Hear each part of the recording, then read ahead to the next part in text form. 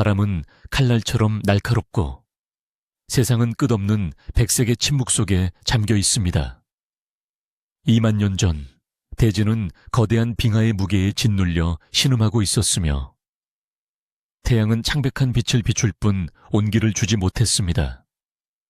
이 혹독한 플라이스토스의 겨울 속에서 하늘과 땅의 경계는 눈볼에 지워져 흐릿했고 살아있는 모든 것들은 숨을 죽여야만 했습니다. 오직 바람만이 얼음 덮인 협곡 사이를 휘몰아치며 짐승의 울음소리 같은 굉음을 냈습니다. 이것은 인간이 자연을 지배하기 전 자연이 인간을 압도하던 시대의 풍경입니다. 이 얼어붙은 지옥에서 인류는 바위 틈새, 대지의 자궁과도 같은 깊은 동굴 속으로 파고들어 간신히 생명줄을 이어가고 있었습니다. 동굴 입구는 거대한 짐승의 아가리처럼 검게 입을 벌리고 있었고 그 안쪽 깊은 곳에서는 미약한 불빛이 깜박이고 있었습니다. 두꺼운 순록 가죽과 털로 몸을 감싼 인간들은 서로의 천에 의지해 웅크리고 앉아 거친 숨을 몰아쉬며 추위를 견뎌냈습니다. 동굴 내부는 썩은 고기의 비릿한 냄새와 타오르는 동물의 지방 냄새, 그리고 땀 냄새가 뒤섞여 묘한 안도감을 주는 공기로 가득 차 있었습니다. 바깥 세상에 살인적인 추위를 피할 수 있는 유일한 성소인 이곳에서 인간은 단순히 먹고 자는 짐승의 삶을 넘어선 무언가를 갈망하기 시작했습니다. 그것은 생존에 대한 불안을 잠재우고 보이지 않는 힘을 빌려 거대한 자연에 맞서려는 영적인 욕망이었습니다. 부족의 생존을 책임지는 사냥꾼들이 창을 다듬을 때 또 다른 특별한 임무를 띈 자들이 움직이기 시작했습니다. 그들은 육체의 허기를 채우는 자들이 아니라 영혼의 허기를 채우는 자들, 바로 최초의 화가이자 샤먼들이었습니다.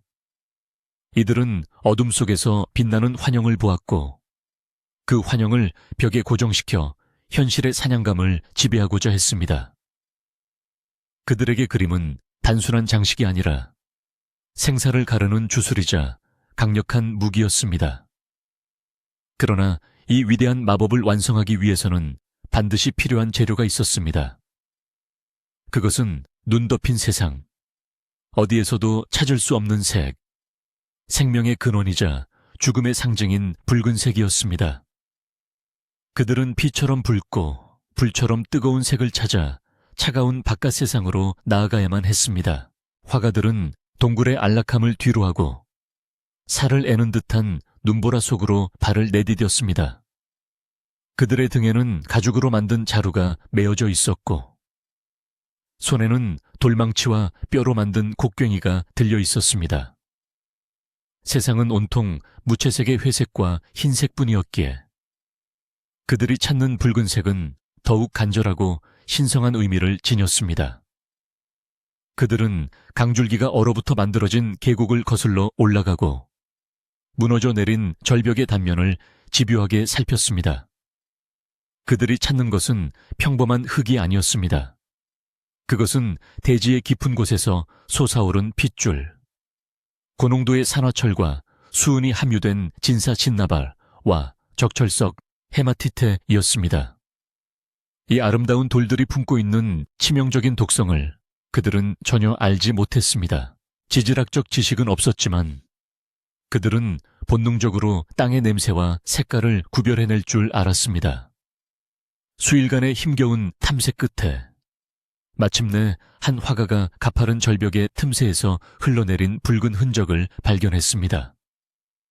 눈 덮인 바위 사이에 드러난 그 붉은 광맥은 마치 대지가 상처를 입어 피를 흘리고 있는 것처럼 선명하고 충격적인 시각적 대비를 이루었습니다.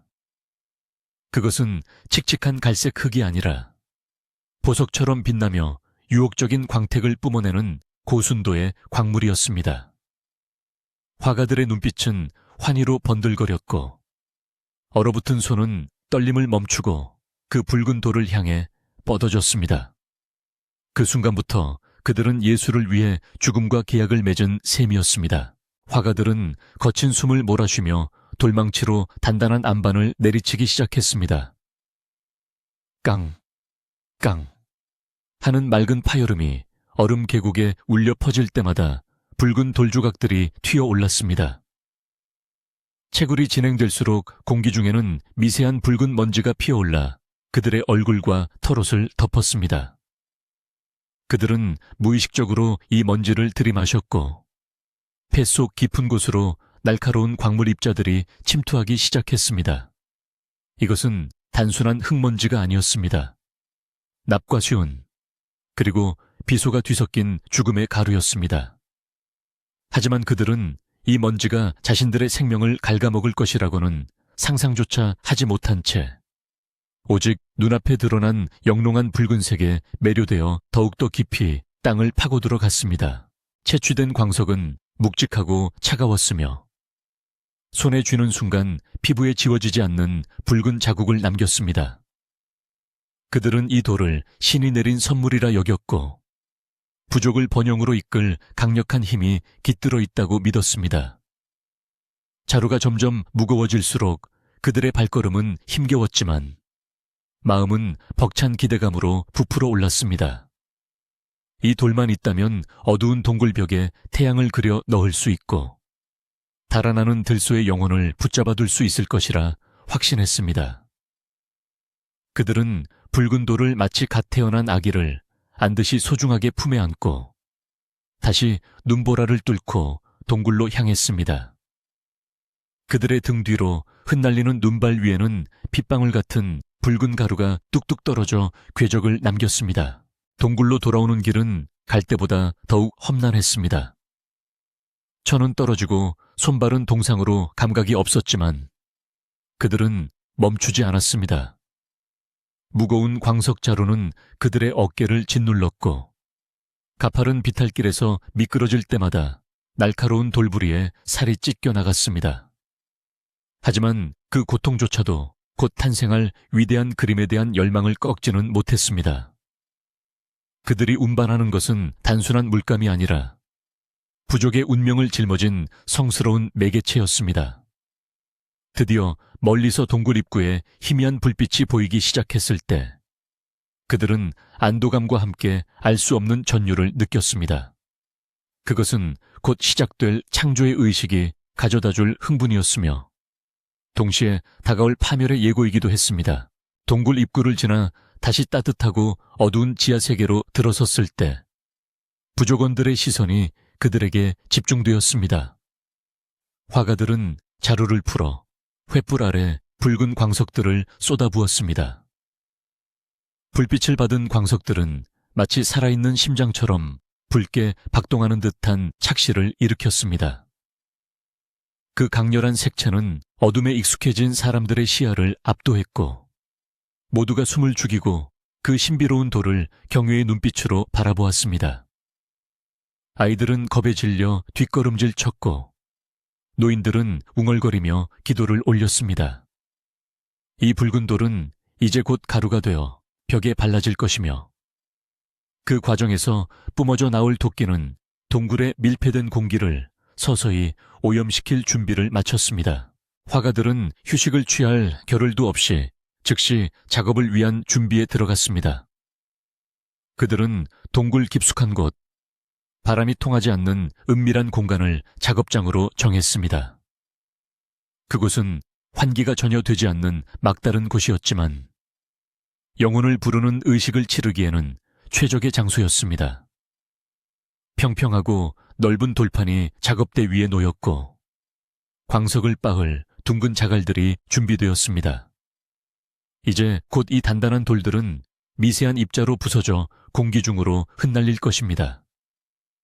그들은 자신들의 폐가 이 붉은 안개를 걸러내는 필터가 될 것이라는 사실을 모른 채 엄숙하고 비장한 표정으로 첫 번째 망치질을 준비했습니다. 횃불의 그림자가 동굴 벽 위에서 춤을 추듯 일렁거렸습니다. 붉은 광석 덩어리는 거친 표면 아래 치명적인 아름다움을 숨긴 채 침묵하고 있었습니다. 화가의 손이 거칠고 투박한 돌을 집어들었습니다. 그의 손톱 밑에는 이미 채굴 과정에서 묻은 붉은 가루가 깊이 박혀 있었고 그것은 마치 그가 앞으로 겪게 될 운명의 낙인처럼 보였습니다. 이제 시작될 분쇄 작업은 단순히 물감을 만드는 노동이 아니었습니다. 그것은 죽음의 봉인을 해제하는 의식이었습니다. 돌과 돌이 부딪혀 깨지는 소리가 동굴의 정적을 깨뜨릴 때 인류의 예술사는 가장 화려하고도 비극적인 장을 열게 될 것입니다. 동굴의 가장 깊고 은밀한 공간.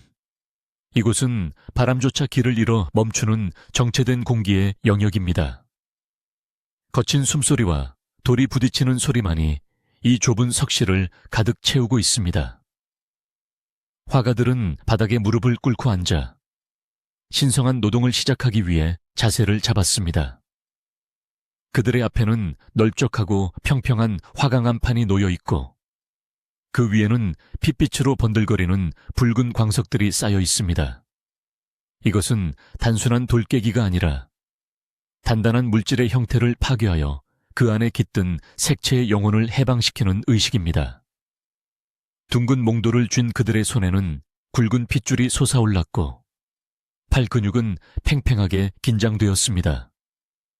첫 번째, 내리침과 함께 날카로운 파열음이 좁은 벽을 타고 메아리쳤고 붉은 파편들이 사방으로 튀어올랐습니다. 단단한 광석은 끊임없는 망치질에 의해 서서히 부서져 나갔습니다. 거친 돌덩어리는 자갈 크기로, 자갈은 다시 모래알 크기로, 마침내 고운 가루가 될 때까지 지식여졌습니다. 이 과정은 엄청난 인내와 체력을 요구하는 고된 노동이었습니다. 돌을 갈 때마다 발생하는 마찰열로 인해 매캐한 냄새가 피어올랐고 그 열기는 차가운 동굴 공기를 미지근하게 데웠습니다. 화가들의 이마에서는 땀방울이 흘러내려 붉은 가루 위로 떨어졌고 땀과 돌가루가 섞여 진흙처럼 변해갔습니다. 그들은 쉬지 않고 돌을 갈아댔고 그들의 손바닥은 물집이 잡히고 터져 피가 흘러나왔지만 고통은 신성한 과업 앞에서 무시되었습니다.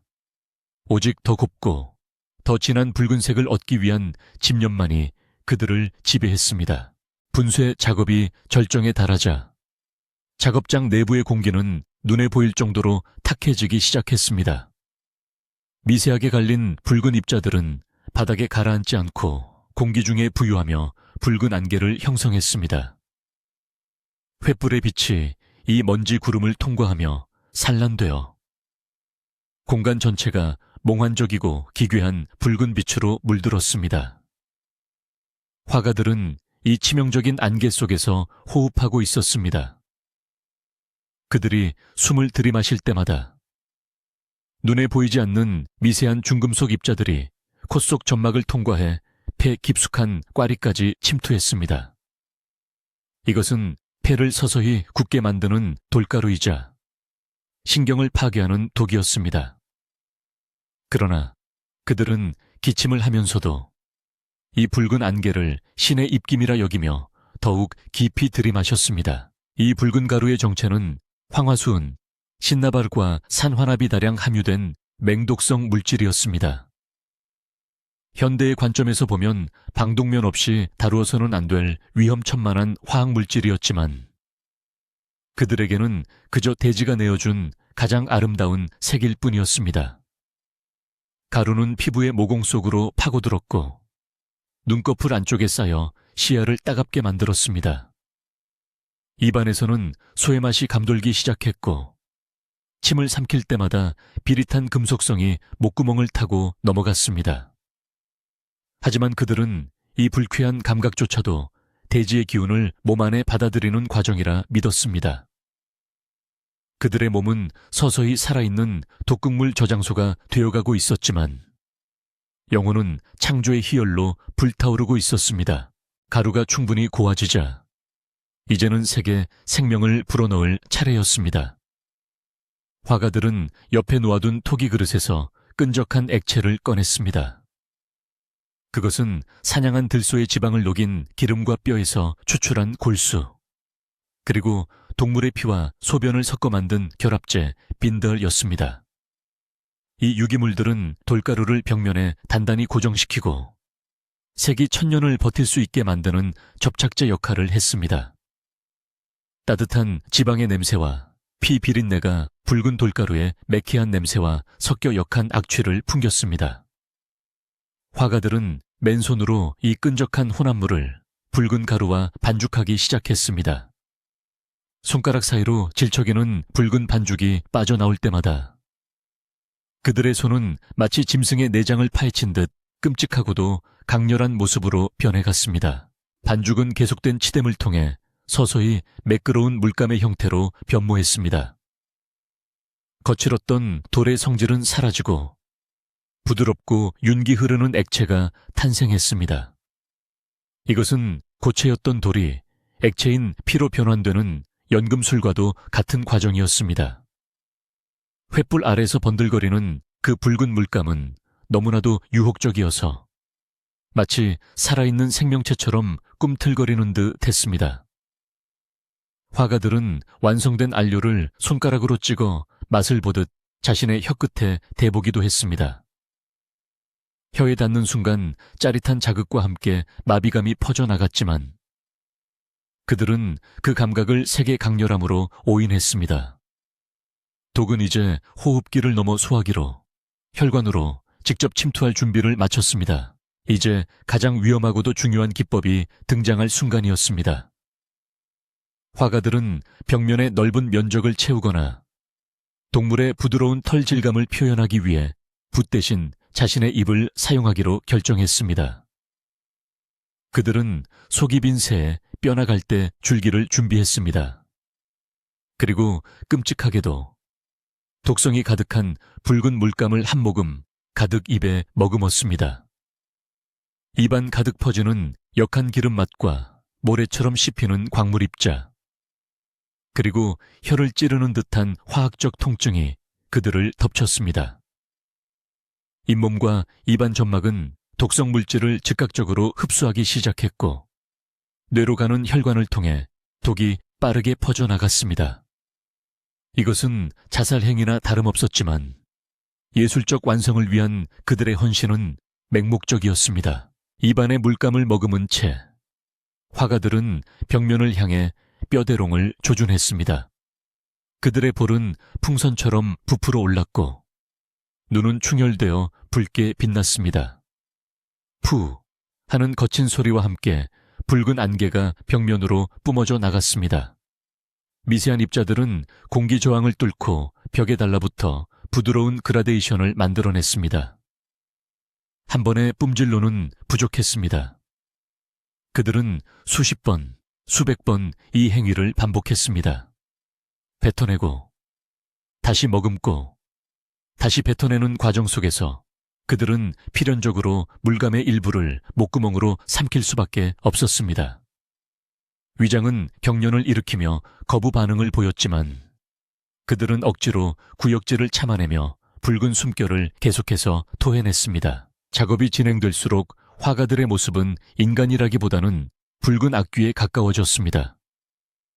얼굴과 머리카락, 옷은 온통 붉은 물감 범벅이 되었고 입가에는 피처럼 붉은 액체가 흘러내려 턱 밑으로 뚝뚝 떨어졌습니다. 그들은 서로 대화조차 나누지 못한 채 오직 거친 숨소리와 물감을 뱉는 소리만을 내며 작업에 몰두했습니다. 동굴 안은 들이마시는 숨에도 내뱉는 숨에도 도끼가 서려 있었습니다. 산소는 부족했고 중금속에 취한 그들의 뇌는 서서히 현실 감각을 잃어가고 있었습니다. 어지러움이 밀려오고 손끝이 떨려왔지만 그들은 그것을 신이 강림하는 징조라 믿으며 더욱 열광적으로 벽을 향해 몸을 던졌습니다. 환기가 되지 않는 밀폐된 공간에서 독의 농도는 치사량을 넘어서고 있었습니다. 하지만 아이러니하게도 그들의 몸이 망가져 갈수록 벽화의 색은 더욱 선명하고 생동감 있게 살아났습니다. 그들이 뱉어낸 것은 단순한 물감이 아니라 그들의 생명력 그 자체였기 때문입니다. 납성분은 물감을 빠르게 건조시켰고 수은 성분은 벌레나 곰팡이가 접근하지 못하게 하는 방부제 역할을 했습니다. 그들은 자신의 건강을 담보로 그림의 영속성을 구매하고 있었습니다. 훗날 수만 년이 지나도 변하지 않을 그 붉은색은 바로 이 순간 그들이 씹어삼킨 독의 대가였습니다. 동굴벽은 그들의 희생을 빨아들이며 점점 더 거대한 캔버스로 변해갔습니다. 시간이 얼마나 흘렀는지 알 수 없는 무아지경 속에서 화가 한 명이 비틀거리며 주저앉았습니다. 갑작스러운 복통과 함께 눈앞이 캄캄해지는 현기증이 그를 덮쳤습니다. 그는 바닥을 짚으며 헛구역질을 했지만 입에서 나오는 것은 위액 섞인 붉은 물감뿐이었습니다.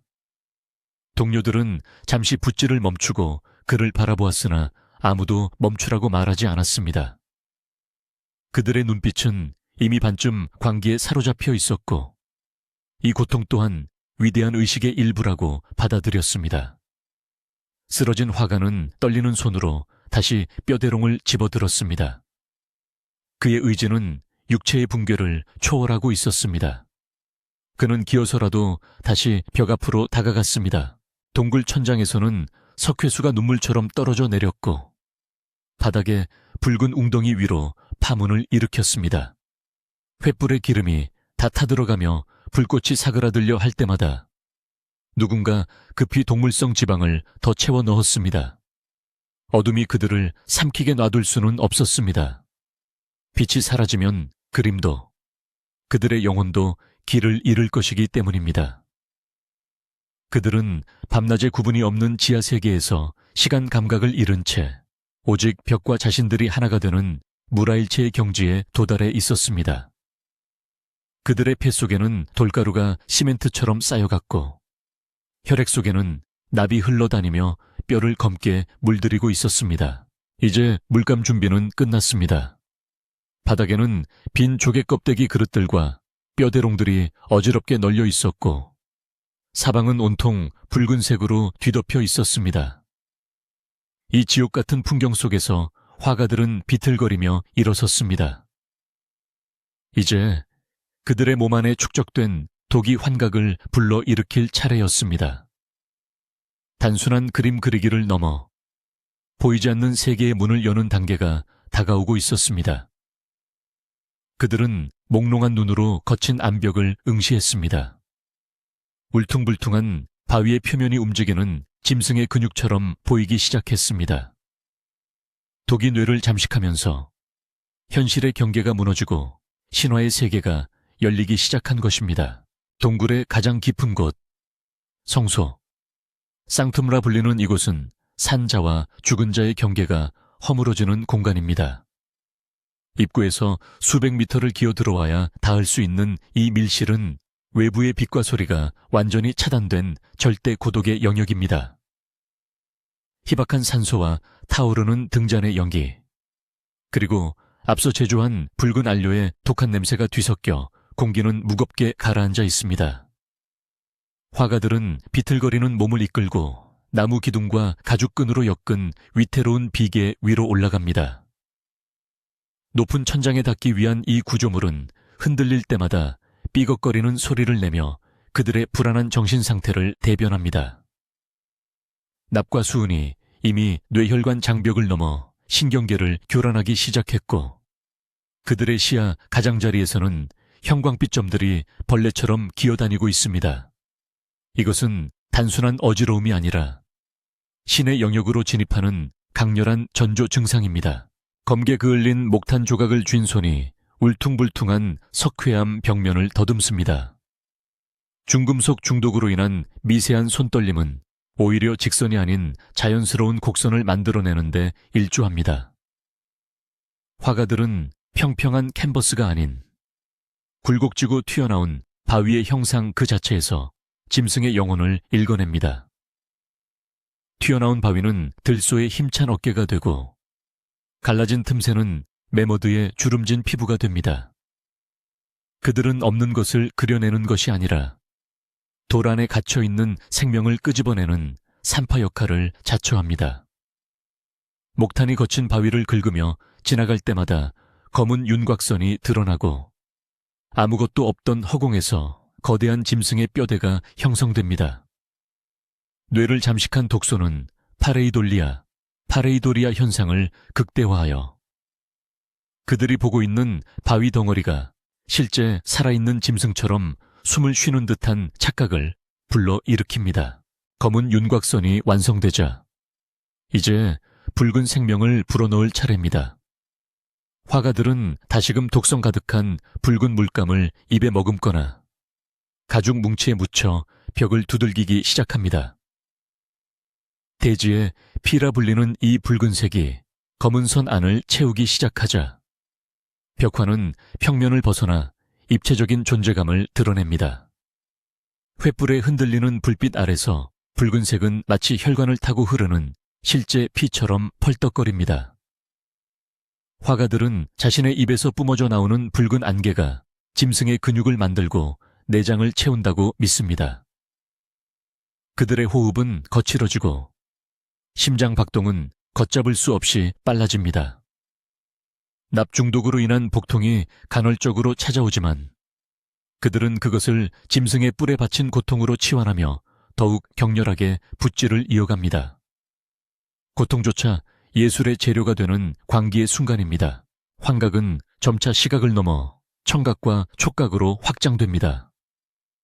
좁은 동굴 안에는 아무런 소리도 없지만 화가들의 귓께는 수천 마리 들소떼가 황야를 달리는 천둥 같은 발굽소리가 들려옵니다. 메모드의 긴 울음소리가 고막을 찢을 듯 울려 퍼지고 사자들의 으르렁거리는 소리가 등 뒤에서 들려옵니다. 수은 중독이 일으키는 이명현상은 웅장한 교향곡이 되어 그들의 붓질을 지휘합니다. 그들은 벽을 만지면서 차가운 돌에 감촉 대신 따뜻하고 거친 짐승의 털 가죽을 느낍니다. 독이 신경 말단을 자극하여 뇌에 잘못된 신호를 보내고 있지만 그들에게 이것은 완벽한 리얼리티입니다. 그들은 그림을 그리는 관찰자가 아니라 사냥터의 한복판에 서 있는 사냥꾼이자 동시에 쫓기는 짐승 자체가 되어가고 있습니다. 비계 위에서의 움직임은 마치 주술적인 춤사위처럼 변해갑니다. 화가들은 좁은 발판 위에서 위태롭게 몸을 흔들며 벽을 향해 돌진하듯 색을 입힙니다. 그들의 눈은 뒤집혀 흰자위가 드러나 있고 입계는 붉은 물감과 거품이 섞여 흐릅니다. 이것은 예술 활동이라기보다는 처절한 엑소시즘에 가깝습니다. 그들은 벽 속에 있는 영혼을 현실 세계로 불러내기 위해 자신의 생명력을 제물로 바치고 있습니다. 붉은색을 칠할 때마다 그들의 얼굴은 더욱 창백해지고 몸 안의 에너지는 빠르게 고갈되어 갑니다. 하지만 신기하게도 육체가 무너져 갈수록 그림의 눈빛은 더욱 형형하게 살아납니다.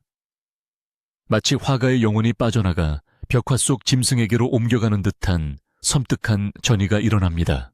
거대한 들소 한 마리가 천장을 가득 채우며 완성되어 갑니다. 웅크린 채 공격을 준비하는 들소의 자세는 금방이라도 벽을 뚫고 뛰쳐나올 듯 역동적입니다. 화가는 들소의 눈동자를 그려 넣는 마지막 순간 극심한 현기증을 느끼며 휘청거립니다. 시야가 붉게 물들고 세상이 빙글빙글 돕니다. 이것은 안료 속의 비소가 뇌의 산소 공급을 방해하며 일으키는 쇼크 증상입니다.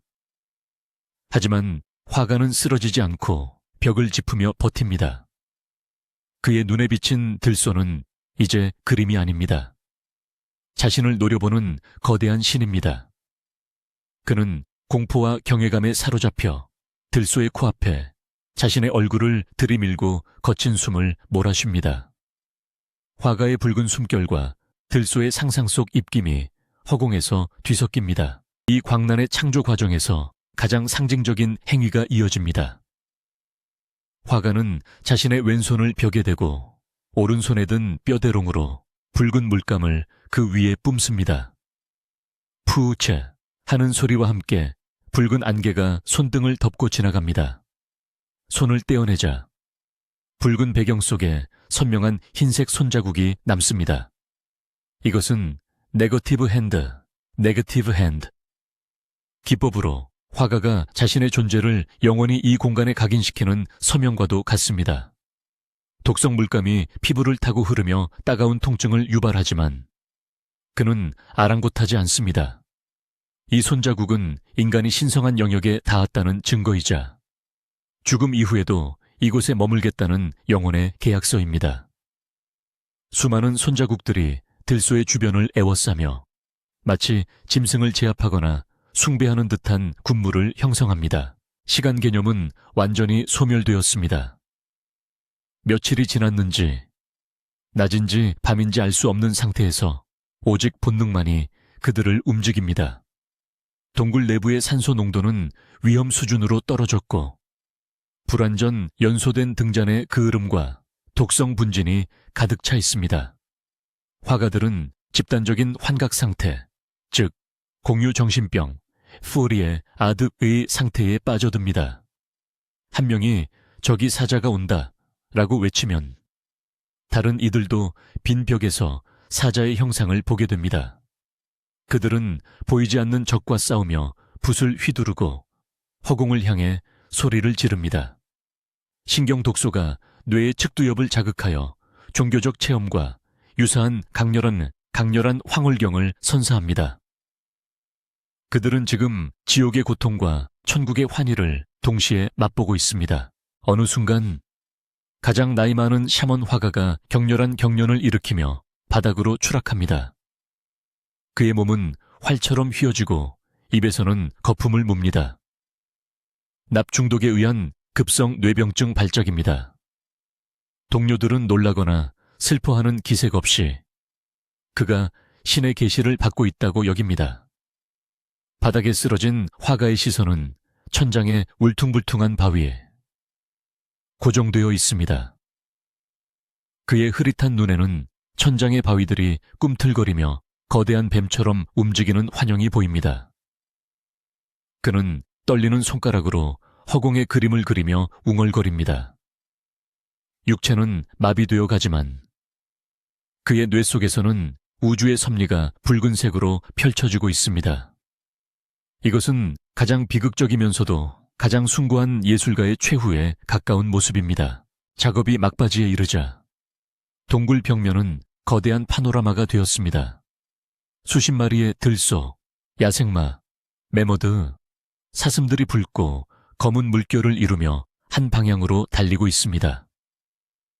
횃불을 좌우로 흔들면 애니메이션처럼 동물들이 실제로 달리는 듯한 시각적 효과가 나타납니다. 고대의 화가들은 불빛의 깜박임을 이용하여 정지된 그림에 움직임을 부여하는 방법을 알고 있었습니다. 하지만 이 기술을 완성하기 위해 그들은 너무 많은 독을 들이마셨습니다. 화가들의 손톱은 검게 변했고 잇몸 라인에는 납중독의 특징인 청회색 선펄턴스 라인, 이 선명하게 나타났습니다. 그들의 몸은 이미 반쯤 시체가 되어가고 있었지만 그 대가로 탄생한 벽화는 압도적인 생명력을 뿜어내고 있었습니다. 마침내 붓을 든 손이 멈춥니다. 더 이상 칠할 곳이 없거나 더 이상 몸을 움직일 수 없기 때문입니다. 화가들은 바닥에 주저앉아 자신들이 만들어낸 기적을 올려다봅니다. 숨을 쉴 때마다 폐에서 쇳소리가 나고 붉은 가래가 목구멍을 막습니다. 하지만 그들의 표정에는 고통을 초월한 기이한 평온함이 서려 있습니다. 그들은 알고 있습니다. 바깥 세상의 사냥꾼들이 창을 들고 짐승을 쫓는 동안 자신들은 이곳에서 영혼을 사냥했다는 것을, 벽에 갇힌 짐승들은 이제 부족의 소유가 될 것이며 이 그림이 존재하는 한 부족은 굶주리지 않을 것입니다. 그 확신이 그들을 죽음의 공포로부터 구원합니다. 등잔불이 하나둘 꺼져가고 어둠이 다시 밀려오지만 벽화의 붉은색은 어둠 속에서도 스스로 빛을 내는 듯 잔상이 남습니다. 환각은 아직 끝나지 않았습니다. 어둠 속에서 짐승들의 눈이 번쩍이며 그들을 내려다봅니다. 화가들은 차가운 바닥에 누워 그 시선을 마주합니다. 몸은 돌처럼 무겁고 감각이 멀어지지만 정신만은 벽화 속으로 빨려 들어가 들소떼와 함께 서론을 달리는 꿈을 꿉니다. 이것은 독이 선사한 마지막 자비이자 저주받은 화가들만이 누릴 수 있는 영원한 안식의 시작입니다. 동굴 깊은 곳, 붉은 방의 공기는 여전히 매캐하고 치명적이지만 그곳에는 이제 인류 역사상 가장 위대한 예술원이 박제되어 있습니다. 거대한 창조의 광풍이 휩쓸고 지나간 뒤 동굴 안에는 무거운 정적만이 남았습니다. 화가들은 비틀거리며 성소에서 기어나와 오랜만에 바깥 세상의 빛을 마주했습니다. 그러나 태양은 그들에게 더 이상 생명의 원천이 아니었습니다. 눈부신 햇살은 중금 속에 침식된 그들의 시신경을 날카롭게 찔러댔고 신선한 공기는 오히려 폐 속에 쌓인 돌가루를 자극하여 격렬한 기침을 유발했습니다.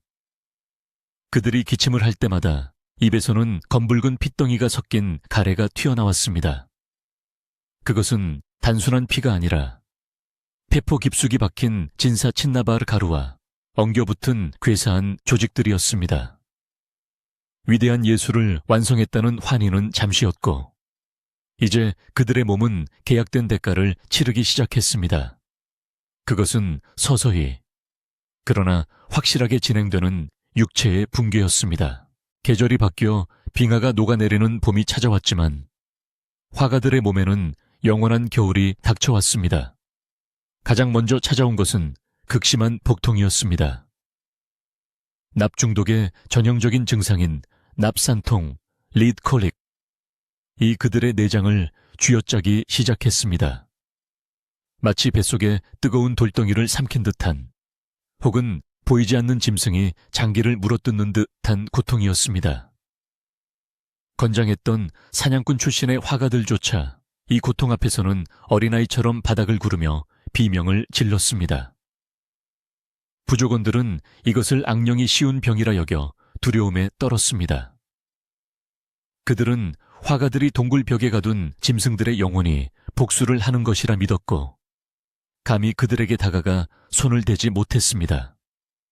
화가들은 고통 속에서 철저히 고립되어 갔습니다. 육체의 고통과 함께 신경계의 파괴도 가속화되었습니다.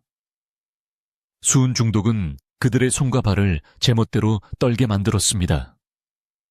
한때 정교한 붓질로 들소의 속눈썹까지 그려냈던 그들의 손은 이제 물 한 모금 마시기 위해 그릇을 드는 것조차 버거울 정도로 심하게 떨렸습니다. 숟가락을 입으로 가져가는 짧은 거리조차 그들에게는 험난한 여정이었습니다. 음식물은 흘러내렸고 물은 턱을 타고 옷을 적셨습니다. 그들은 자신의 의지대로 움직이지 않는 사지를 내려다보며 절망했습니다. 이것은 단순한 노화나 병약함이 아니었습니다. 신이 부여한 재능을 담았던 그릇이 깨져나가는 과정이었습니다. 그들의 근육은 위축되어 말라 비틀어졌고 걷는 모습은 술 취한 사람처럼 비틀거렸습니다. 외모의 변화는 더욱 기괴하고 공포스러웠습니다. 납성분은 잇몸 조직에 침착되어 치아와 잇몸 경계선에 짙은 청회색 선, 즉 버튼선, 벌턴스 라인을 남겼습니다. 건강하게 붉었던 잇몸은 시체처럼 검게 변색되었고 치아는 힘없이 흔들리다 하나둘 빠져버렸습니다. 그들이 입을 열 때마다 썩은 내와 쇠 냄새가 진동하여 누구도 가까이 하려 하지 않았습니다. 피부는 창백하다 못해 흑빛으로 변해갔고 눈밑은 퀭하게 들어가 해골을 연상케 했습니다.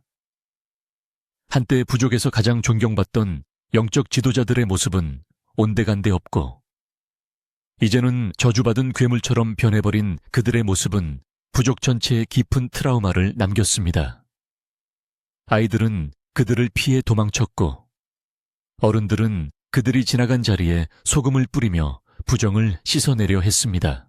정신착란은 육체의 고통보다 더 끔찍했습니다.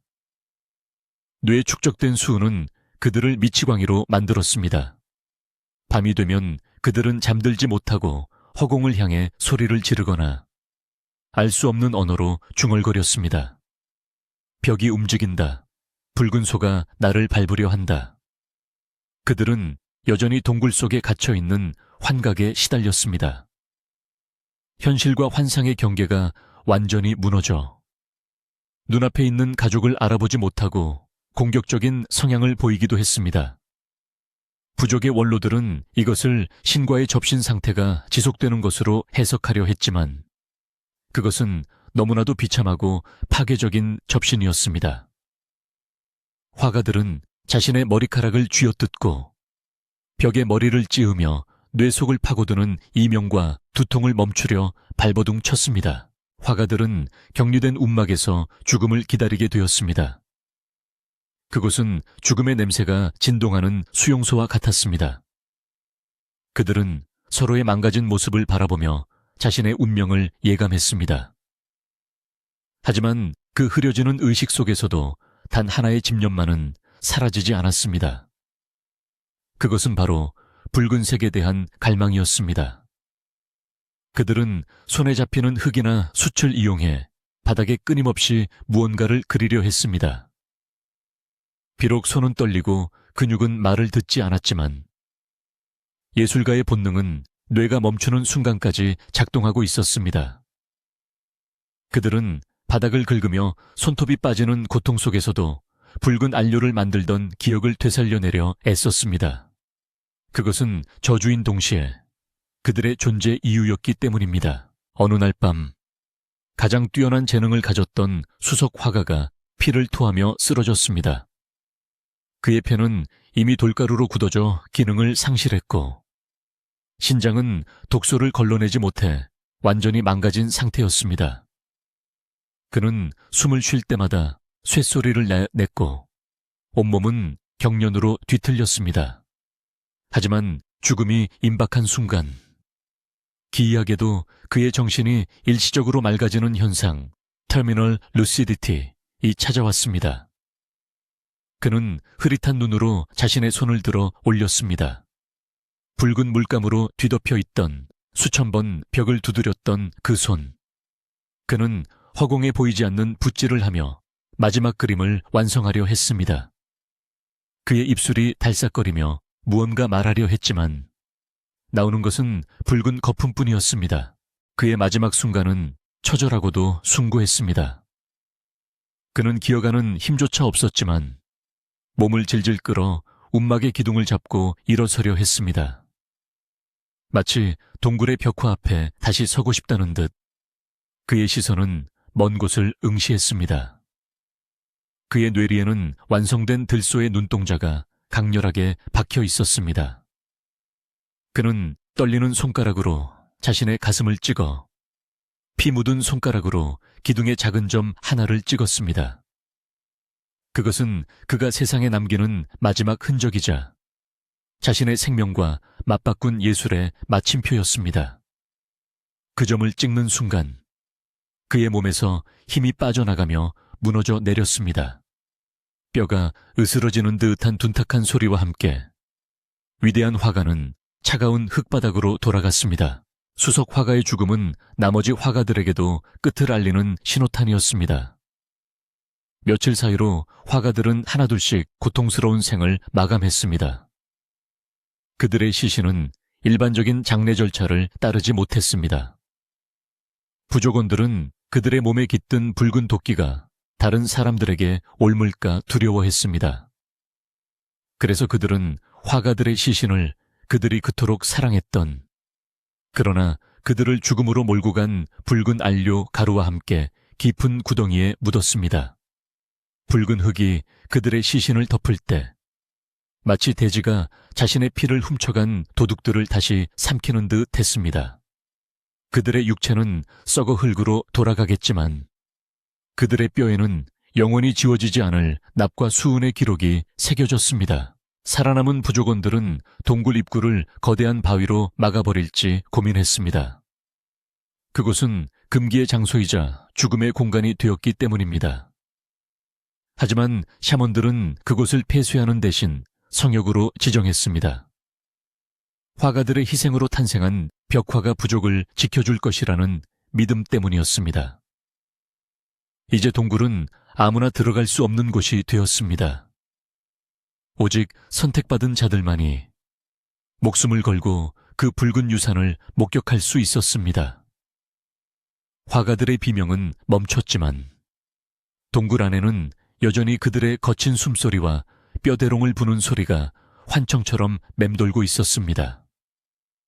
바람이 불 때마다 동굴 입구에서는 붉은 먼지가 희미하게 피어올라 마치 죽은 화가들의 영혼이 춤을 추는 듯 했습니다. 겨울 폭풍이 다시 몰아치기 시작했습니다. 눈보라는 화가들의 무덤을 하얗게 덮어버렸고 세상은 다시 깨끗한 백색으로 돌아갔습니다. 하지만 지하 깊은 곳, 어둠 속의 벽화는 여전히 붉게 타오르고 있었습니다. 바깥 세상의 모든 생명이 추위에 떨고 있을 때 벽화 속에 들소와 매머드는 영원한 생명을 얻어 달리고 있었습니다. 화가들은 죽어서 비로소 자신들이 그린 그림의 일부가 되었습니다. 그들이 들이마신 독은 그들을 죽였지만 그들이 뱉어낸 색은 시간을 이기고 살아남았습니다. 이것은 인간이 유한한 육체를 바쳐 무한한 예술을 얻어낸 인류 역사상 가장 불공정하면서도 가장 위대한 거래였습니다. 시간은 무자비한 포식자처럼 모든 육체를 집어삼켰습니다. 화가들이 마지막 숨을 거둔 후 수천 번의 겨울과 여름이 반복되었습니다. 대지를 짓누르던 거대한 빙하는 서서히 북쪽으로 물러났고 얼음이 깎아놓은 계곡에는 새로운 강이 흐르고 울창한 숲이 들어섰습니다.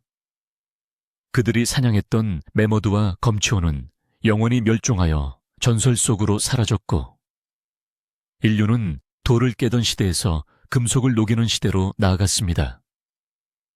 세상의 모든 풍경이 변하고 문명이 흥망성쇠를 거듭하는 동안 오직 단 한 곳만이 시간의 흐름에서 비켜나 있었습니다. 거대한 바위로 입구가 막힌 그 깊은 동굴, 화가들의 무덤이자 성소인 그곳은 진공 상태와도 같은 완벽한 어둠과 침묵 속에 잠겨 있었습니다. 동굴 내부는 외부 세계와 단절된 채 독자적인 생태계를 유지했습니다. 일정한 온도와 습도는 벽화가 부패하거나 손상되는 것을 막아주었습니다. 화가들이 목숨을 걸고 반죽했던 그 유독한 혼합물, 동물의 지방과 붉은 진사, 산화철은 석회암 벽면에 미세한 구멍으로 스며들어 돌과 하나가 되었습니다. 시간이 지날수록 지방 성분은 산화되어 사라졌지만 붉은 광물 입자는 바위 표면에 단단히 고착되어 화석화되었습니다. 이것은 캔버스 위에 얹혀진 물감이 아니라 돌 자체가 붉게 변색된 것에 가까웠습니다. 박테리아나 곰팡이조차 그 치명적인 중금속의 독성 때문에 벽화에 접근하지 못했습니다. 아이러니하게도 그들을 죽였던 독이 그들의 작품을 영원히 살리는 방부제가 된 것입니다. 어둠 속에서 붉은 들소들은 수만 년 동안 잠들어 있었습니다. 그들의 눈은 빛을 기다리고 있었습니다. 아주 오랜 세월이 흐른 뒤 마침내 우연히 혹은 운명처럼 동굴의 입구가 다시 열렸습니다. 가죽옷 대신 직물을 걸친 후손들이 횃불과 전등을 들고 조심스럽게 어둠 속으로 발을 들였습니다. 그들은 좁고 습한 통로를 지나 과거의 화가들이 기어갔던 그 길을 따라 깊은 곳으로 들어갔습니다. 그리고 마침내 성소에 도달하여 빛을 비추는 순간 그들은 숨을 멈출 수밖에 없었습니다. 어둠이 걷히자 벽면 가득 메우고 있는 수백 마리의 붉은 짐승들이 일제히 그들을 향해 달려드는 듯한 압도적인 광경이 펼쳐졌기 때문입니다. 그것은 단순한 그림의 발견이 아니라 시간의 문이 열리는 충격적인 체험이었습니다. 횃불의 불빛이 흔들릴 때마다 벽화 속의 동물들은 2만 년 전과 똑같이 살아서 움직였습니다. 다리가 8개인 멧돼지는 달리는 잔상처럼 보였고 거대한 뿔을 가진 사슴은 고개를 돌리는 듯했습니다. 후손들은 전율했습니다. 이 그림들은 정지된 스냅샷이 아니라 움직임을 포착하려 했던 인류 최초의 애니메이션이자 영화였습니다. 화가들이 중금속 환각 속에서 보았던 그 생동감은 수만 년이라는 시간의 간극을 뛰어넘어 현대인의 망막에도 똑같이 전달되었습니다. 예술의 힘은 언어와 문화를 초월하여 보는 이의 본능을 직접 타격했습니다. 가장 충격적인 것은 짐승들 사이사이에 찍혀있는 수많은 손자국들이었습니다. 붉은 물감을 입에 머금고 손등 위로 뿜어낸 네거티브 핸드, 네거티브 핸드. 자국들. 그것은 그림이라기보다는 서명에 가까웠습니다. 뭉툭한 손가락, 휘어진 관절, 그리고 사고나 동상으로 절단된 손가락 마디까지. 그들의 손은 너무나도 인간적이고 구체적이었습니다. 그 붉은 손자국들은 마치 동굴벽 안쪽에서 누군가가 바깥 세상을 향해 손을 뻗은 것처럼 보였습니다. 나는 여기에 있었다. 나는 존재했다. 라는 무언의 외침이 붉은 안개 속에 갇혀 있었습니다. 후손들은 그 손자국 위에 자신의 손을 대보며 차가운 바위 너머로 전해지는 고대 화가들의 뜨거운 천을 상상했습니다. 현대의 과학은 이 아름다움 뒤에 숨겨진 비극적인 진실을 밝혀냈습니다. 동굴 바닥에 묻혀있던 화가들의 유골을 분석한 결과 뼛속에서 치사량을 훨씬 넘는 납과 수은이 검출되었습니다. 그들의 뼈는 중금속으로 인해 기형적으로 변형되어 있었고 이는 그들이 생의 마지막 순간까지 극심한 고통에 시달렸음을 증명했습니다. 안료의 성분 분석 또한 그 붉은색이 단순한 흙이 아니라 고순도의 독성 광물임을 확인시켜 주었습니다. 우리는 이제 압니다.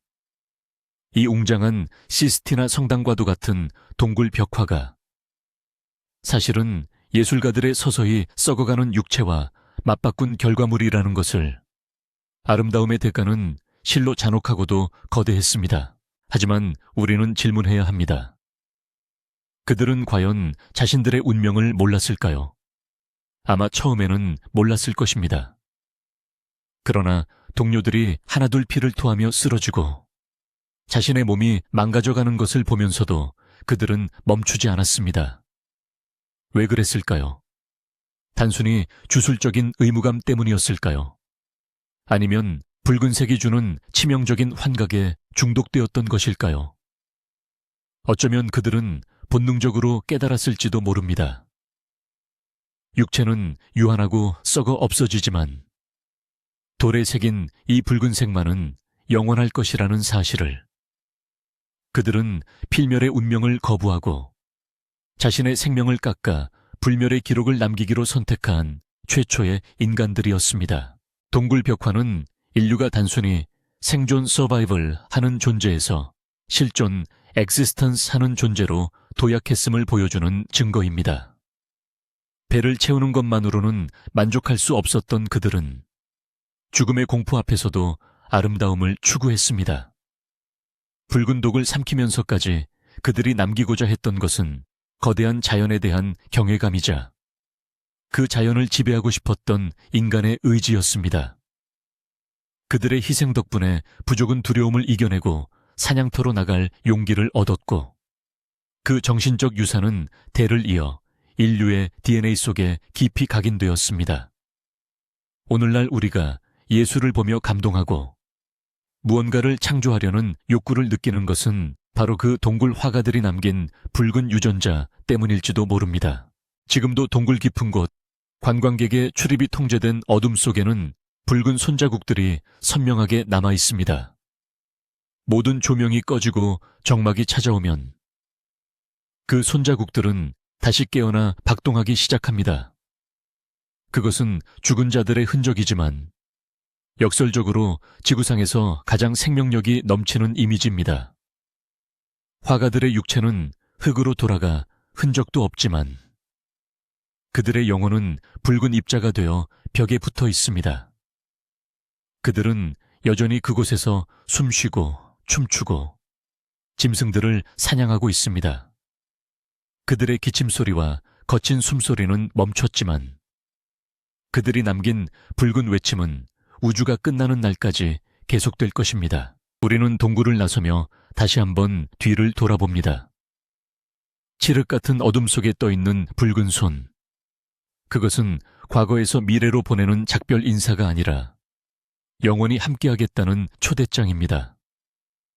인간은 죽음을 피할 수 없지만 예수를 통해 죽음을 이길 수는 있습니다. 2만 년 전에 어느 겨울, 차가운 동굴 바닥에서 피를 토하며 마지막 점을 찍었던 그 무명의 화가는 지금 이 순간 우리에게 가장 강력한 목소리로 말하고 있습니다. 예술은 길고 인생은 짧다. 그러나 우리가 남긴 흔적은 결코 사라지지 않는다. 붉은 독의 숨결은 저주가 아니라 인류에게 남겨진 가장 숭고한 축복이었습니다. 이제 이야기는 끝났습니다. 빙하기의 바람 소리는 멈췄고 화가들의 고통도 끝났습니다. 그러나 당신이 눈을 감으면 여전히 붉은 안개 속에서 붓을 든 그들의 그림자가 보일 것입니다. 이것은 기록되지 않은 역사의 한 페이지이자 모든 창조하는 자들에게 바치는 진혼곡입니다.